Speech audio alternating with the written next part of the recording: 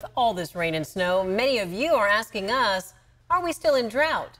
Today we caught up with the scientists who watch our state's water levels very closely. The answer right now to that burning question is no, but kinda.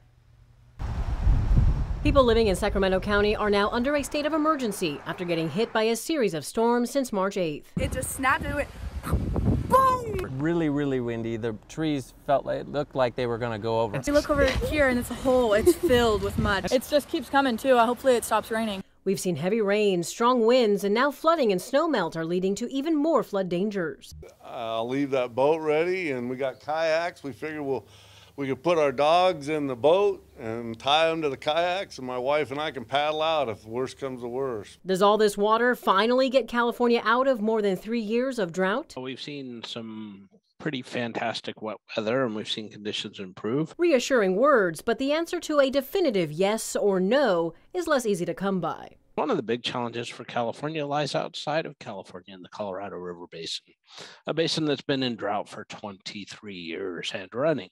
And this matters because Southern California won't be able to pull as much water from this resource. As we inch closer to spring, so do preparations for fire season. For this wet winter's impacts on fire season, keep a close watch on the snowpack. So it, in part, depends on how quickly the pack melts out and how quickly the landscape dries out, as well as the timing of the growth and drying of the grasses that they would call the fine fuels. As spring evolves, scientists will also watch for drying winds from the deserts. Keep in mind, large fuels like trees are still stressed, so there's a lingering elevated fire risk. We can say things are improving, just there will be lingering impacts, particularly those in the groundwater and in those basins outside of California that we rely on for our supply.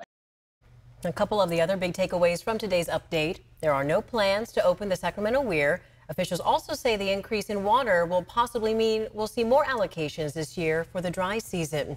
And the state water contractors may get an increase from 35%. Managers are looking into that now. Meanwhile, we do have a reminder tonight for anyone who had damage to their home in the first round of storms back in January. Keep in mind that time is running out to apply for government help. Tomorrow is the deadline to apply for disaster loan assistance in Sacramento County. You can find all the information on our website, abc10.com.